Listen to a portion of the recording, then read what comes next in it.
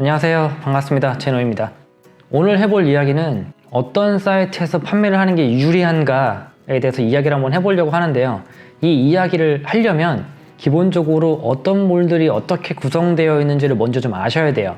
우리가 이제 흔하게 판매처라고 얘기하면 쉽게 생각할 수 있는 게 오픈마켓, 11번가 G마켓 이런 데 있잖아요. 그런 데가 있고 쿠팡이나 티몬, 위메프 이런 소셜 사이트들이 있고 또 하나 스마트 스토어라고 알고 계시는 분들이 많아요. 그리고 또 그 이외에 몇 가지 몰들이 굉장히 많은데 복지몰들도 있을 수 있고 그런 것도 폐쇄몰이라고 얘기도 하는데 그런 것들도 있고 백화점몰들도 있고 홈쇼핑몰들도 있고 그리고 또 하나 입점몰이라고 불리는 것들도 있어요. 그래서 굉장히 많은 샵들이 인터넷에 포진이 돼 있단 말이에요. 그래서 그런 것들의 구조를 좀 알고 있어야 우리가 상품을 판매하려고 할 때 어떤 사이트에 넣는 게 좋겠다라는 거를 선택하실 수 있어요. 그런데 어떤 사이트에 판매를 하냐라는 걸 선택하시는 것도 중요하지만 가장 중요한 결론 하나를 말씀드리면 스마트 스토어는 무조건 하셔야 된다라는 걸 먼저 깔고 설명을 드리도록 할게요. 자, 가장 첫 번째로 생각할 수 있는 몰들은 11번가, G마켓, 옥션, 인터파크 이런 몰들이에요. 이런 오픈마켓들이거든요. 이런 오픈마켓들의 물건을 파시려면 기본적으로 거의 최저가여야만 물건들이 좀 잘 팔리는 편이에요. 최저가를 무조건 맞춰줘야만. 일단 최저가 기준 자체가 충족이 안 되면 잘 안 팔려요. 그리고 G마켓 이런 몰들은 대부분 광고라는 걸 무조건적으로 좀 해주셔야 돼요.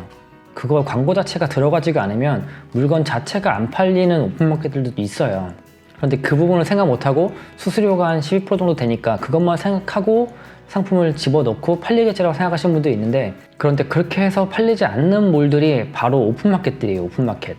이 오픈마켓들은 마켓들마다도 특성이 약간 있긴 한데 그런 특성들을 무시하고라도 어쨌든 상품을 올려서 판매를 하시려면 기본적으로 광고는 깔고 가셔야 되고 광고와 더불어 높은 수수료를 지불할 생각을 하셔야 된다. 그러고 나면 다음으로 생각할 수 있는 게 쿠팡, 티몬, 위메프 이런 소셜 사이트잖아요. 소셜 사이트.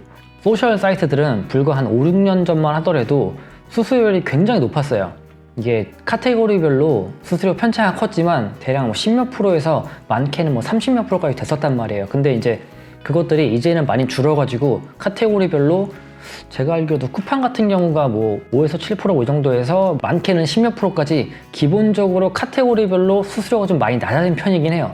그런데 반면에 어떤 것들이 생겼냐면 예전에는 특별하게 광고라는 영역이 별로 없었는데 이제 광고 영역들이 많이 생기면서 오히려 쿠팡이나 티모 이런 데들도 광고를 좀 해줘야만 더 잘 팔려요. 그리고 광고를 하라고 M들이 종용을 하기도 하고, 그래서 광고 영역들이 추가가 되면서 카테고리의 수수료를 낮춰준 거예요.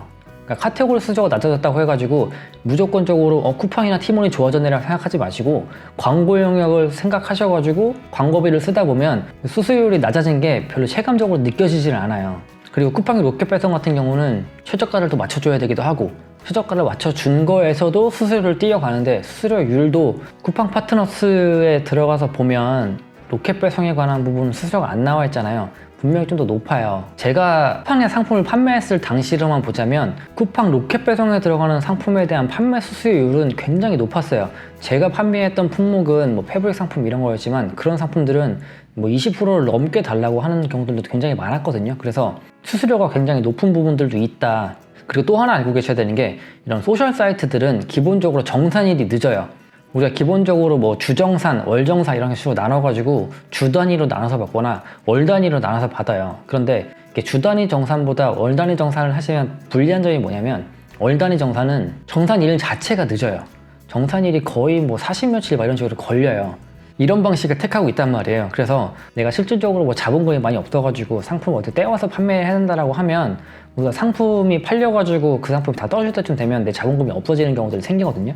그래서 그런 것까지 좀 신경을 써가지고 보셔야 돼요. 그런데 이제 반면에 쿠팡이나 티몬 같은 경우는 상품을 광고를 안 하고 올려놓기만 해도 어느 정도 판매가 좀 일어나긴 해요. 그래서 이제 쿠팡이나 티몬 자체를 끊을 수가 없는 거거든요. 한번 소셜에 들어가가지고 상품을 팔다 보면 상품을 내리기가 힘들어요. 이렇게 꾸준하게 판매가 조금씩이라도 나오기 때문에 상품을 내릴 수가 없어요. 수수료는 좀 낮지만 광고비를 좀 내가지고 더 판매를 해보겠다라고 하면 기본적으로 수수료 플러스 광고비가 나가는 거기 때문에 판매는 좀 많아질 수 있지만 수수료 부분이 좀 더 오픈마켓 때보다 많아질 수밖에 없다. 이게 기본적인 구조예요. 우리가 이제 초보 셀러 분들이니까 기본적으로 어떻게 굴러간다는 걸 알고 가셔야 되는 부분이라서 설명을 드리는 거예요. 그리고 이제 마지막으로 스마트 스토어라고 알고 계시잖아요. 스마트 스토어가 기본적으로 수수료가 가장 낮죠. 최고로 부과됐을 때가 5.85%까지 부과가 돼요. 그러니까 6%가 조금 안 되는 수수료죠.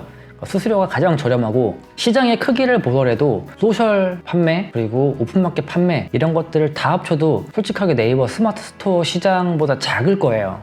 그러니까 그만큼 네이버 스마트 스토어 시장이 굉장히 크다는 얘기예요. 그러니까 제가 초반에도 얘기했다시피 어느 몰에 상품을 올려야 되냐라고 하는 것 자체가 어떻게 보면 의미가 없을 수가 있는 게, 스마트 스토어는 무조건 깔고 가셔야 되는 거예요. 그 이외에 추가로 다른 몰들의 상품 업로드 하시는 거지.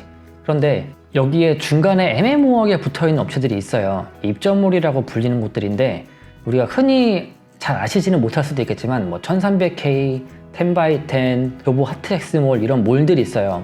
뿜몰 이런 식으로 몰들이 굉장히 많단 말이에요. 그런 몰들은 기본적으로 카테고리별 수수료가 굉장히 세요. 이게 오픈마켓보다도 훨씬 세요. 많이 차이가 나는 곳들은 한 2배 이렇게도 차이가 나요. 20몇 프로 이렇게까지도 수수료가 부과가 돼요. 그런데 이런 몰들의 장점이 뭐냐면, 내가 1300K에다 물건을 올리잖아요. 물건을 1300K에 올리면 수수료는 많이 부과가 되지만 그 물건들이 다른 오픈마켓들에 다 올라가요. 11번가 G마켓, 옥시전, 인터파크 이런 데 다 올라가요. 그러면 그 상품들이 거기서만 팔려요?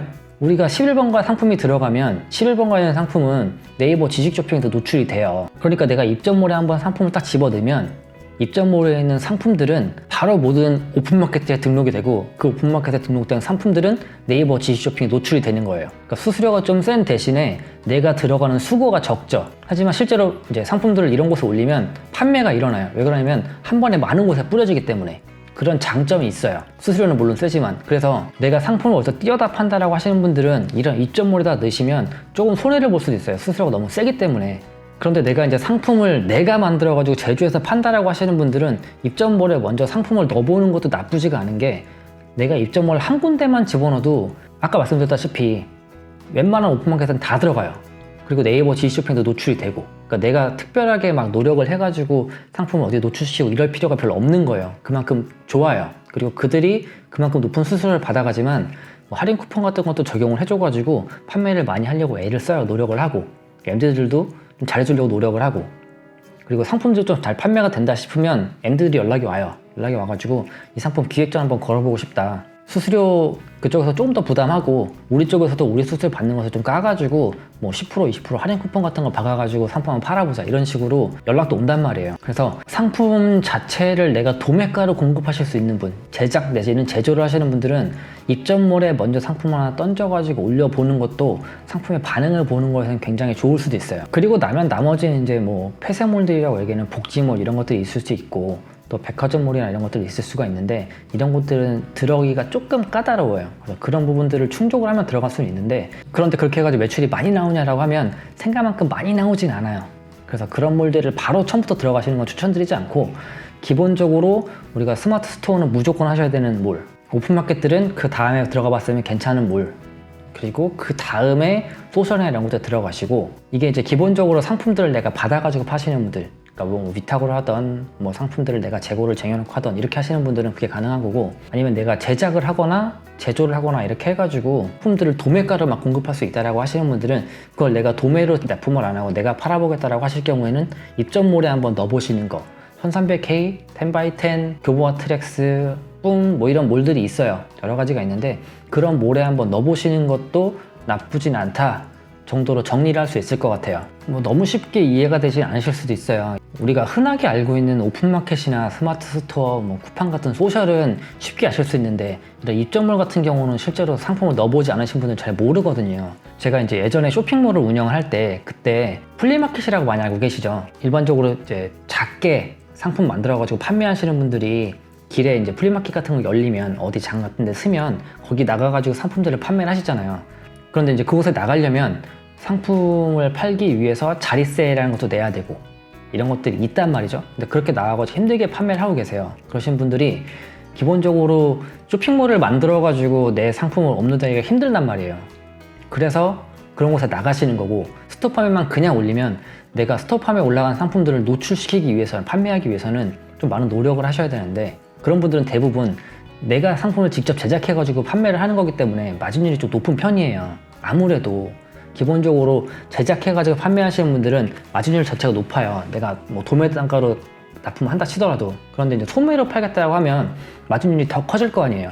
60%, 70% 이렇게 넘어간단 말이에요. 넘어가시는 분들은 입점몰에 한번 넣어보라고 제가 얘기를 드렸어요. 말씀을. 그랬더니 입점몰에 상품들을 넣어보셨대요. 넣어봤더니 상품들이 팔리더라. 물론 이제 수수료가 막 20%가 넘어가고 하니까 수수료가 크다고 생각할 수도 있는데 생각보다 내가 큰 노력을 안 해도 여기저기 상품들이 쫙 뿌려지기 때문에 상품 판매가 좀 나와요.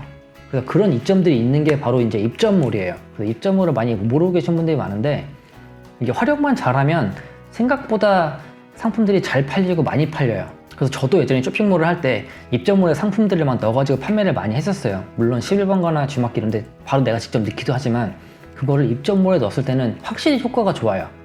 내가 11번가 G마켓, 인터파크, 옥션 이런 데마다 각자 다 상품들 넣어줘야 되잖아요. 근데 그걸 안 하고 입점몰 한 군데 딱 뿌리면 거기서 한꺼번에 모든 오픈마켓에 뿌려주고 오픈마켓에 뿌려진 상품들은 네이버 지식쇼핑에 노출이 되고 내가 이제 1300K도 들어가고 10x10도 들어가고 뭐 교보 아티스트도 들어가고 이런 식으로 다 들어간단 말이에요. 여러 군데 집어넣으면 여러 군데 있는 상품들이 각자 다 자기 몰에 연관되어 있는 오픈마켓들이 뿌려버려요.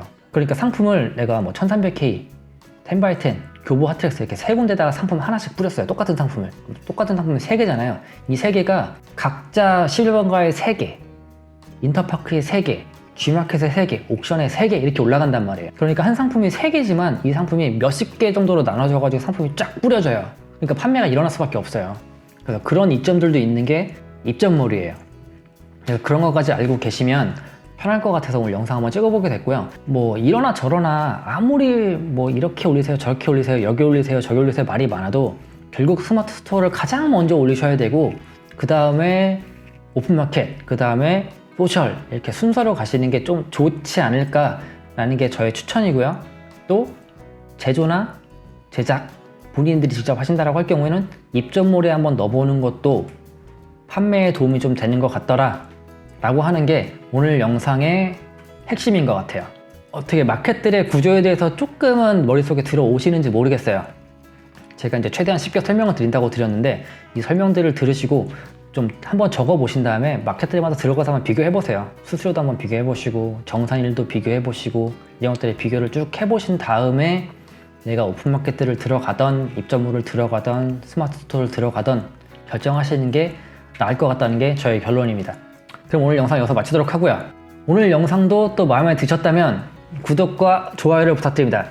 그럼 다음 영상에서 또 뵙겠습니다. 감사합니다.